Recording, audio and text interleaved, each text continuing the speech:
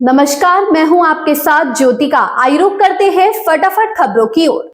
मुख्यमंत्री योगी आदित्यनाथ ने कहा कि ब्रज की रज में कन्हैया के दर्शन हर कोई करता है। मेरा सौभाग्य है कि मुझे बार बार यहां आने का मौका मिलता है। कहा कि महाकुंभ ने सारे रिकॉर्ड तोड़ डाले। सनातन की एकता का अकल्प समागम दुनिया ने देखा। इसकी सफलता के लिए सनातनियों का आभार जताया। भारत के 3 तीर्थ में काशी उत्तर प्रदेश में है, राम की जन्मभूमि भी इसी उत्तर प्रदेश में है और कृष्ण कन्हैया की पावन जन्मभूमि भी उत्तर प्रदेश में है।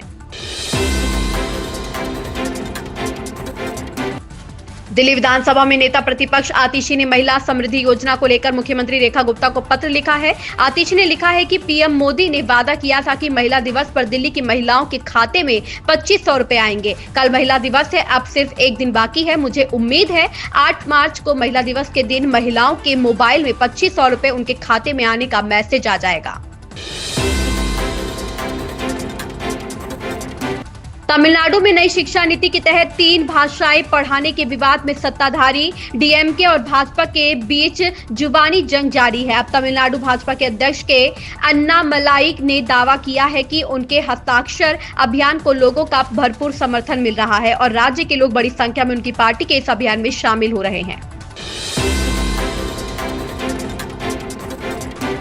विश्वेश्वर तीर्थ मेमोरियल अस्पताल के उद्घाटन समारोह में केंद्रीय गृह मंत्री अमित शाह ने कहा, मुझे खुशी है कि कर्नाटक के मध्य भाग बेंगलुरु के हृदय स्थल में गरीबों के मुफ्त इलाज का ये आधुनिक केंद्र वर्षों तक लोगों की सेवा करता रहेगा। इसके लिए मैं मठ के सभी लोगों को बधाई देना चाहता हूँ। सबके जीवन में प्रसन्नता, ये दोनों सूत्रों को आगे बढ़ाया है। आज विश्व प्रसिद्ध उडुपी मठ, परम पूजनीय माधवाचार्य जी के साथ जुड़ा हुआ मठ, आज सेवा की उनकी जो महान परंपरा है उसमें एक और मोती जोड़कर आगे बढ़ रहा है।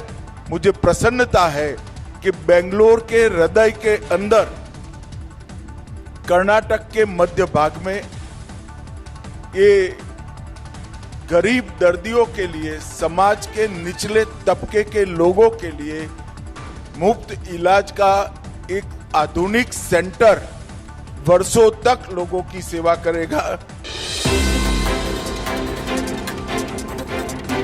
मणिपुर में आत्मसमर्पण समय सीमा के दौरान 1000 से ज्यादा अवैध हथियार जमा किए गए हैं। मणिपुर पुलिस ने जानकारी दी है। जो अवैध हथियार जमा किए गए हैं उनमें सुरक्षा बलों से लूटे गए हथियारों के साथ ही अवैध रूप से खरीदे गए हथियार भी शामिल हैं, जिनमें हथगोले, machine gun, grenade, mortar, INSAS rifle और AK-56 जैसी आधुनिक राइफल्स शामिल हैं। हथियार समर्पण करने की समय सीमा गुरुवार शाम 4 बजे समाप्त हो गई। इसके बाद सुरक्षा बलों ने छापेमारी अभियान शुरू कर दिया है। पत्रिका का आरोप है कि तमिलनाडु भाजपा के अध्यक्ष के अन्नामलाई ने इसकी शिकायत केंद्र सरकार से की। पत्रिका समूह ने सोशल मीडिया पर बताया कि शिकायत के बाद से उनकी वेबसाइट पर इसके यूजर्स लॉगिन नहीं कर पा रहे थे। पत्रिका समूह ने दावा किया कि उन्हें केंद्र सरकार की तरफ से इस संबंध में कोई जानकारी नहीं मिली है।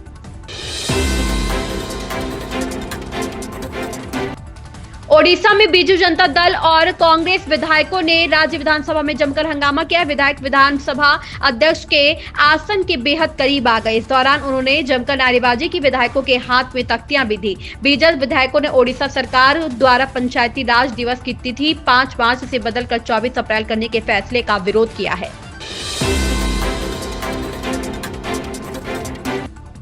केंद्रीय गृह मंत्री अमित शाह ने शुक्रवार को तमिलनाडु के मुख्यमंत्री MK स्टालिन पर पलटवार किया। इसके अलावा उन्होंने उनसे राज्य में तमिल में इंजीनियरिंग और मेडिकल की शिक्षा शुरू करने को भी कहा। भाषा के मुद्दे, विशेष रूप से स्टालिन के हिंदी विरोध को लेकर मुख्यमंत्री पर निशाना साधते हुए शाह ने कहा कि नरेंद्र मोदी के नेतृत्व वाली सरकार ने बदलाव किए और अब यह सुनिश्चित किया है कि केंद्रीय औद्योगिक सुरक्षा बल के उम्मीदवार अपनी अपनी क्षेत्रीय भाषाओं में परीक्षा दे सकें।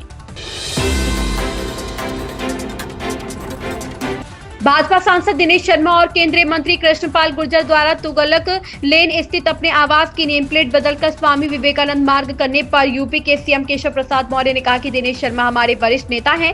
अगर उन्होंने या किसी अन्य नेता ने तुगलक रोड का नाम बदलकर स्वामी विवेकानंद जी का नाम लिखा है तो मुझे लगता है कि दिल्ली में भी ऐसे नाम बदलने का सही समय आ गया है।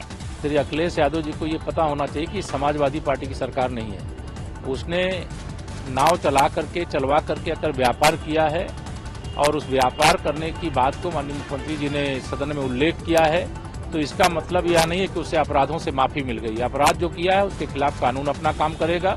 व्यापार जो किया है उसका उल्लेख किया गया है, वो कोई गलत नहीं।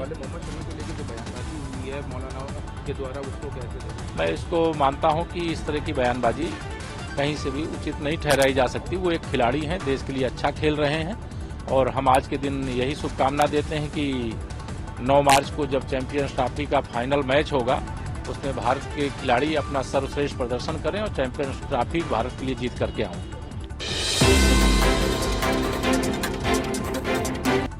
विदेश मंत्रालय ने कहा कि यह पुरस्कार दोनों देशों के बीच स्थायी मित्रता का प्रतीक है। मंत्रालय ने कहा पुरस्कार की घोषणा बारबाडोस की प्रधानमंत्री मिया अमोर मोटले ने 20 नवंबर 2024 को गुयाना के जॉर्ज टाउन में दूसरे भारत कैरिकॉम नेताओं के शिखर सम्मेलन के दौरान प्रधानमंत्री नरेंद्र मोदी। इन खबरों में बस इतना ही। बने रहिए हमारे साथ।